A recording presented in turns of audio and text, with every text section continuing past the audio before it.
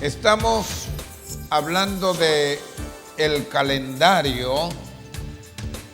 Estamos en una temporada que todos podemos reconocer.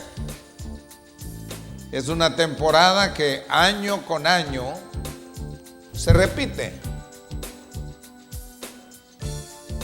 Sería bonito que no viniera, que no llegara esta fecha por razón es la época lluviosa, pero no es la lluvia la que nos molesta, sino los huracanes y los peligros que todo eso conlleva, las inundaciones. Yo voy a estar hablando de tempestades en esta mañana, tempestades. El desarrollo de tempestades no es ninguna cosa nueva para la raza humana. Tempestades han habido siempre. Antes no había Univisión y Telemundo y el Canal 9 y otras que se encargaran de dar a conocer y que todo el mundo estuviera informado de lo que estaba pasando. Pero las tempestades estaban por ahí. La Biblia no evita hablar de tormentas y habla de tormentas como una cosa natural en un sentido. Natural, no como una cosa ¿qué cosa es eso? ¿Qué rareza es esa? No. Habla de eso como algo que aparece, que se desarrolla.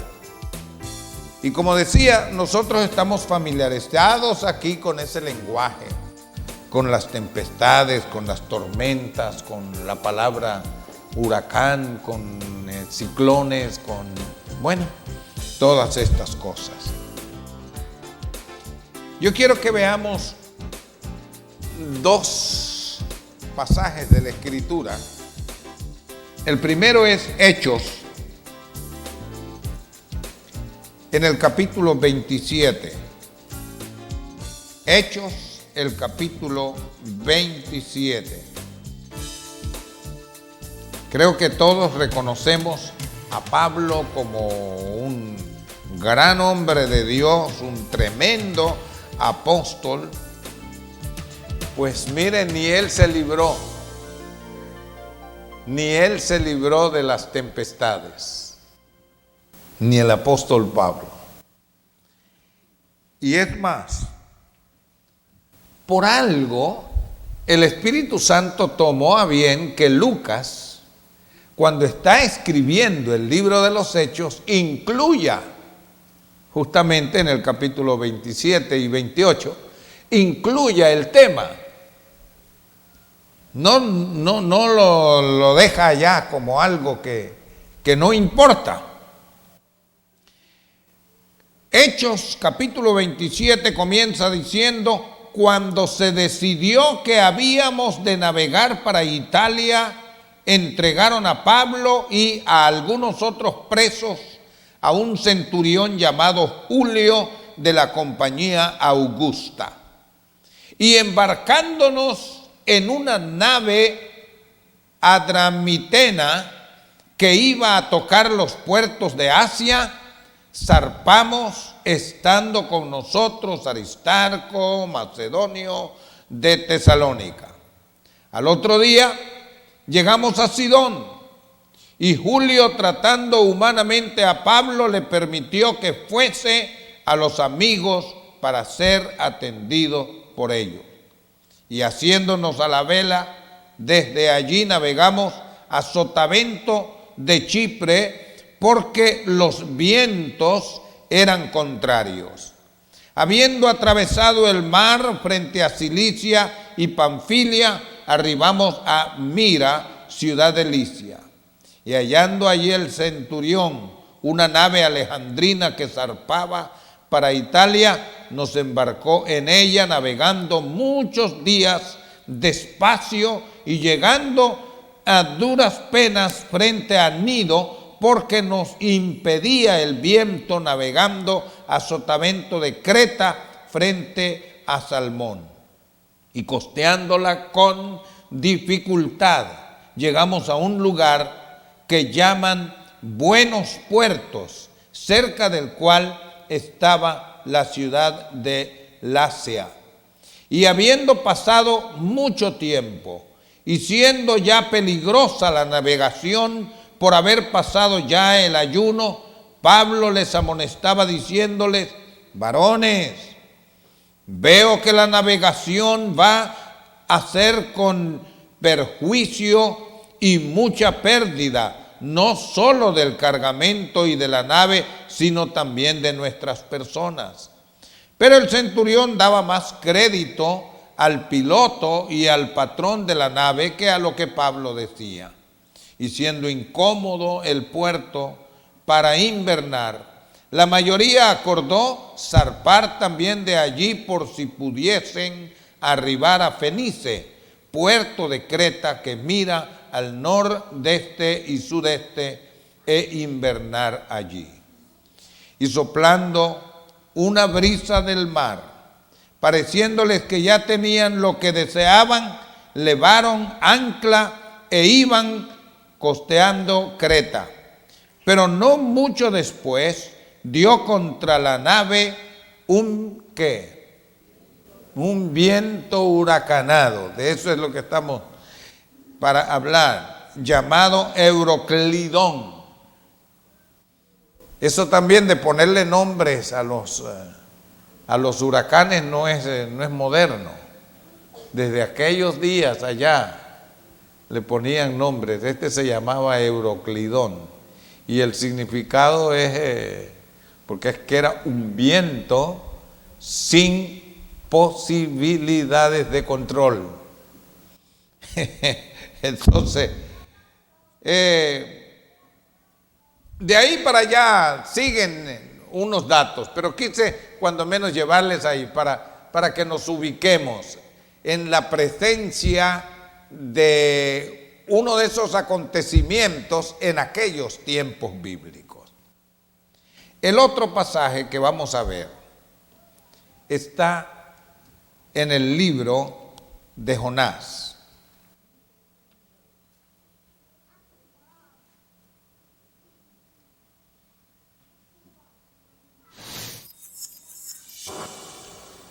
En el libro de Jonás, en el capítulo número 1, se nos comienza a decir que por palabra de Dios se le ordenó a Jonás que fuera a Nínive, una gran ciudad, y pregonara contra ella un mensaje. Jonás se levantó, versículo 3, 1:3, y Jonás se levantó para huir de la presencia de Jehová a Tarsis, y descendió a Jope, y halló una nave que partía para Tarsis, y pagando su pasaje, entró en ella para irse con ellos a Tarsis. ¿Y qué era la intención? Irse lejos. ¡Qué locura! Jamás nadie puede irse lejos de la presencia del Señor. El salmista en el Salmo 139 dice: si subiere a los cielos, ahí estás tú. Si en el Seol hiciere mi estrado, ahí estás tú. La noche no hay nada que esconda de ti, dice. Pero a veces somos un poquito ignorantes de ciertas realidades. Él se quería ir lejos de la presencia de Jehová. Pero vea lo que dice el versículo 4. Pero Jehová hizo levantar un gran viento en el mar, y hubo en el mar una tempestad tan grande que se pensó que se partiría la nave. Y ya ustedes saben, no vamos a leerlo, pero saben que los marineros comenzaron a tirar las cosas al agua, a hacer más liviana la embarcación, tratando de sobrevivir. Eso era lo que buscaban. Pero no, la tempestad seguía, la tormenta era fuerte. Se estaba poniendo a cada instante un poco más furiosa. Y finalmente tuvieron que decir, no, hay que ver que quién es el responsable de este asunto. Y comenzaron a buscar. ¿Ve? Versículo 7, dijeron cada uno a su compañero: venid y echemos suerte, para que sepamos por causa de quién nos ha venido este mal. Y echaron suerte, y la suerte cayó sobre Jonás. No se pudo escapar el hombre. Cuando vio que la manecilla señalaba para donde él, no pudo decir yo no fui, fue él. La tempestad la levantó Jehová, es lo que dice el pasaje. La razón, el responsable de la tempestad es Jonás. No hay que confundir las dos cosas. Nuestras actitudes pueden provocar que se levanten tempestades que pongan en riesgo nuestra propia vida y la de otras personas. Hay tempestades que a veces vienen como proceso natural del desarrollo de la vida, pero hay otras que nosotros las podemos provocar, que nuestra actitud, que nuestra forma de ser, de actuar, sobre todo de nuestro trato con Dios, puede producir la acción de Dios de decirle al viento: sopla ahí un poquito y asústame a este Jonás. Y la situación se puso bien seria. Depende de dónde sople el viento, así van a ser las consecuencias. La Biblia habla de los 4 vientos: norte, sur, del este, del oeste. Hay vientos del noreste, del noroeste, del sureste. Hay vientos que soplan de diferentes direcciones. Y hay que entender, la vida nuestra muchas veces se encuentra en medio de un torbellino en donde se juntan el viento de una dirección y de otra dirección, y como que están confrontados los vientos y el uno no le da paso al otro, y entonces lo que hacen es producir un torbellino. Déjeme decirle que no todos los torbellinos son malos. Elías fue levantado en un torbellino. ¿Recuerda eso?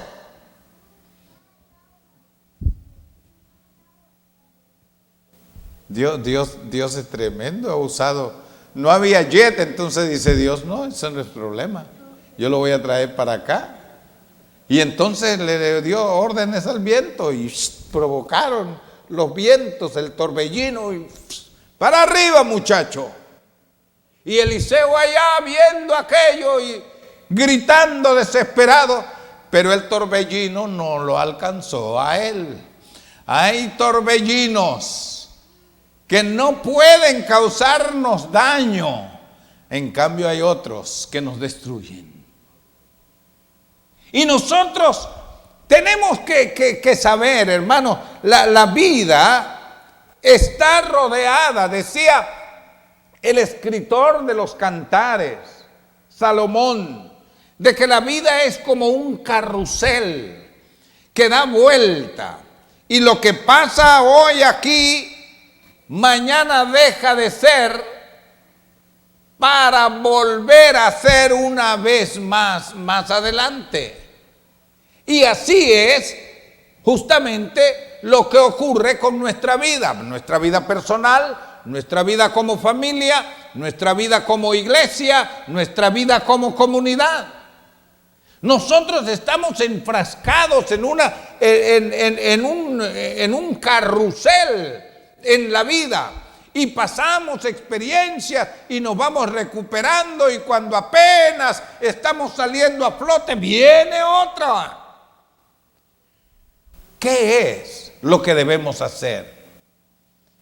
Lo primero es que estemos seguros que la tempestad que azote nuestra vida no sea provocada por una actitud de incredulidad o de desobediencia de parte nuestra. Eso fue el problema de Jonás. El problema de Jonás es que la tempestad que le tocó vivir la provocó él. Dios, en su misericordia, estuvo dispuesto a ayudar a Jonás, aún en medio de eso. Y aunque Dios levantó esa tempestad y utilizó ese medio para llamar la atención, para sacudirle, Dios muchas veces permite tormentas en nuestra vida para sacudir nuestra conciencia, a ver si es posible que nosotros despertemos a la realidad que Él quiere llevarnos a nosotros a despertar, para que veamos hacia Dios y que no veamos las circunstancias, ni que nos decidamos caprichosamente queriendo imponer nuestra voluntad, sino que aprendamos a decir: sea hecha tu voluntad y no la mía. Eso es lo que el Señor quiere. No toda tormenta, no toda tempestad es algo de lo cual usted y yo vamos a decir que qué tremendo tener que sufrir esto y aquello. Lo hemos provocado nosotros. No queda justificado. Pero fíjese, en los dos casos de estos tipos de tormentas, en ambos se necesita la ayuda de Dios, ya sea natural, como la tormenta que le tocó a Pablo. No era rebeldía de Pablo, pero le tocó vivir eso. Y hay tormentas en la vida, hermano mío, que no las ha provocado nuestra desobediencia o nuestra rebeldía.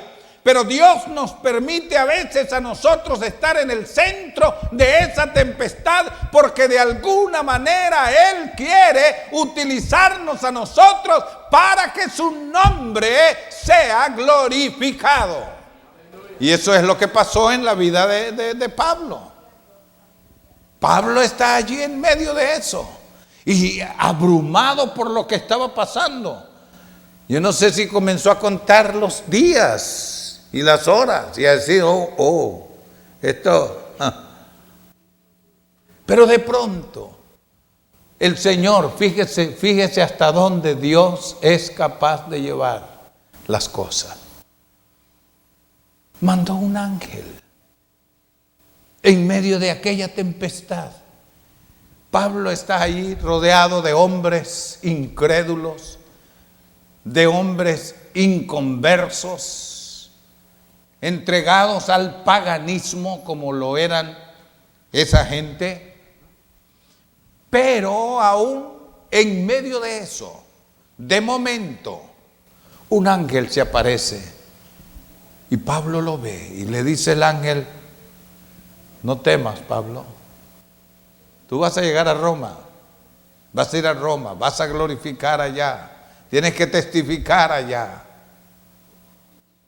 ¿Qué era entonces Hay tormentas a través de las cuales Dios quiere pulir nuestra vida, quiere pulir nuestra fe, quiere pulir nuestra santidad, quiere pulir nuestra manera de ser, nuestra vida entera. Quiere hacerlo.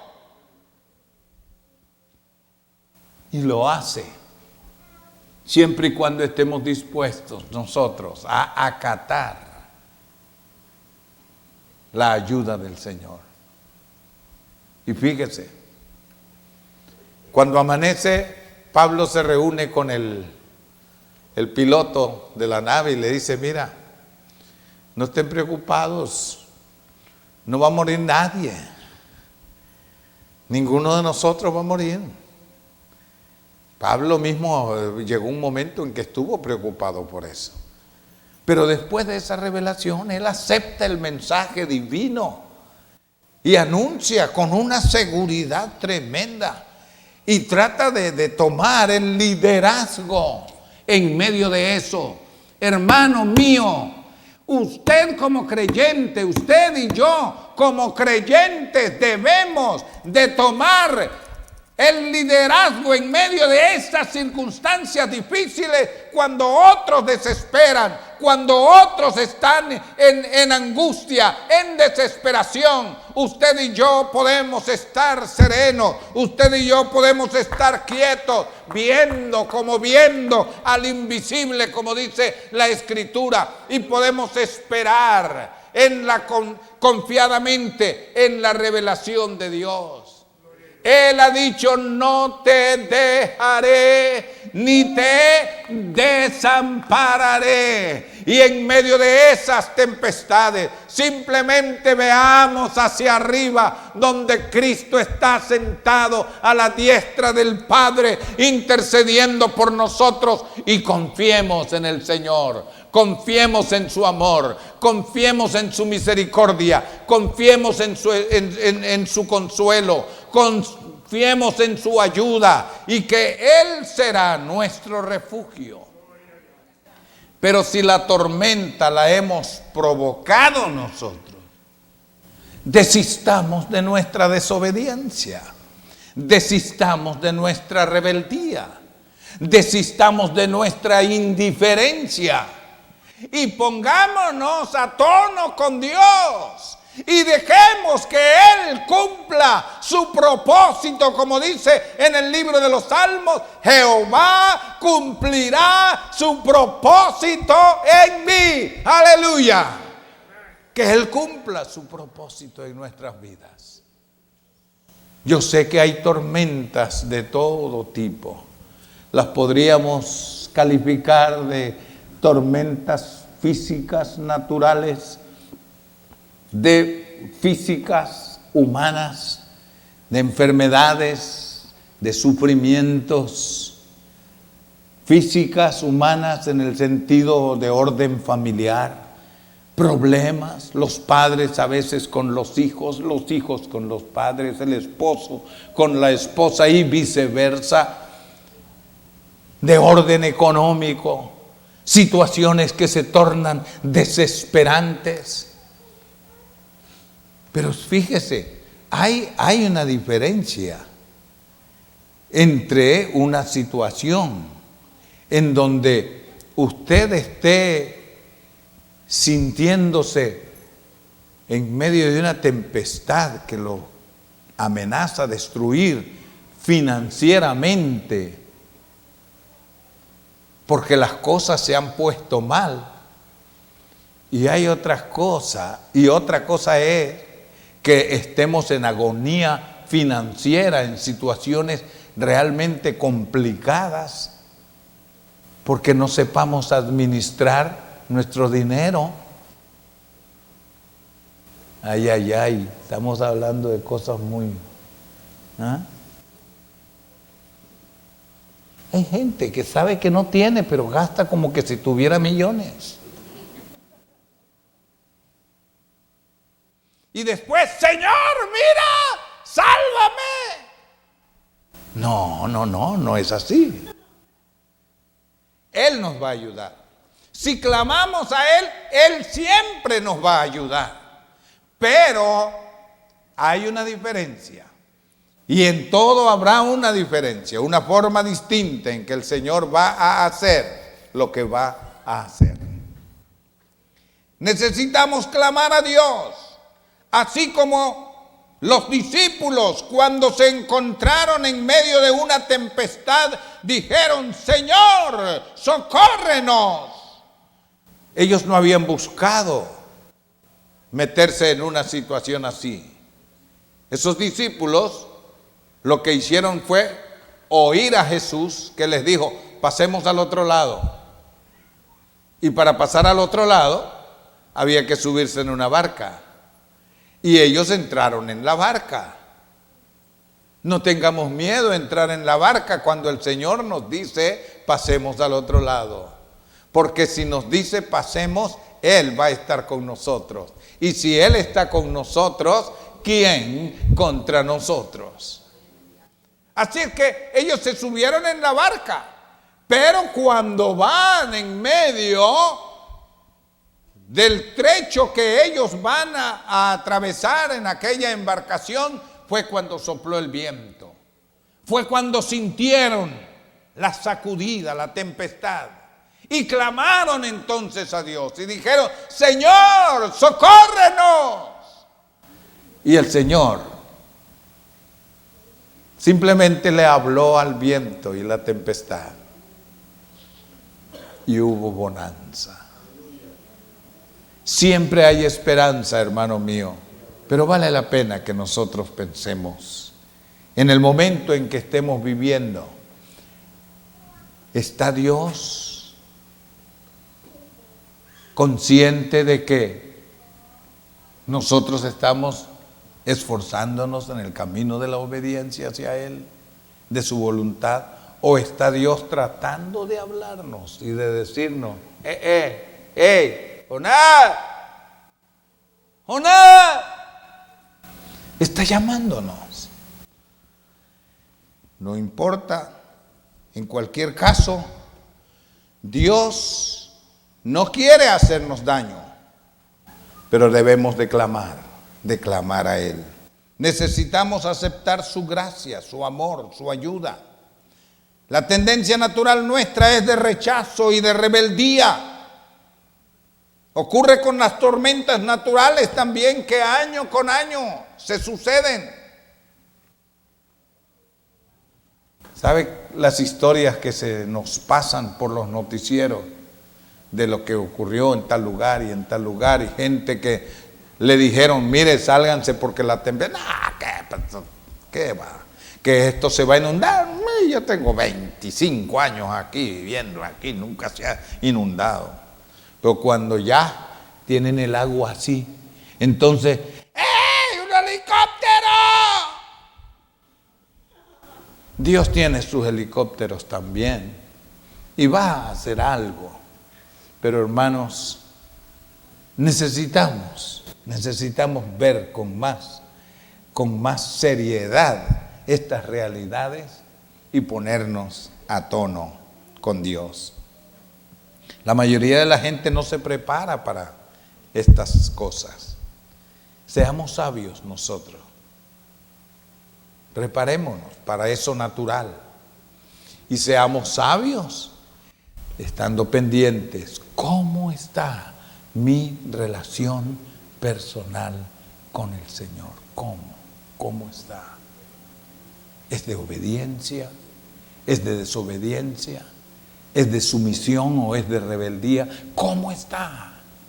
Y pongámonos a tono con Dios y dejemos que la gracia del Señor resplandezca a favor de nuestras vidas. Vamos a dejar hasta acá. El tiempo avanza sin detenerse. Vamos a estar de pie, por favor. Hoy tenemos Santa Cena. Y mientras está aquí usted para participar de la Cena del Señor, es una buena oportunidad de reflexión y de pensar. Y es una buena oportunidad para decirle: Señor, estoy aquí, ayúdame.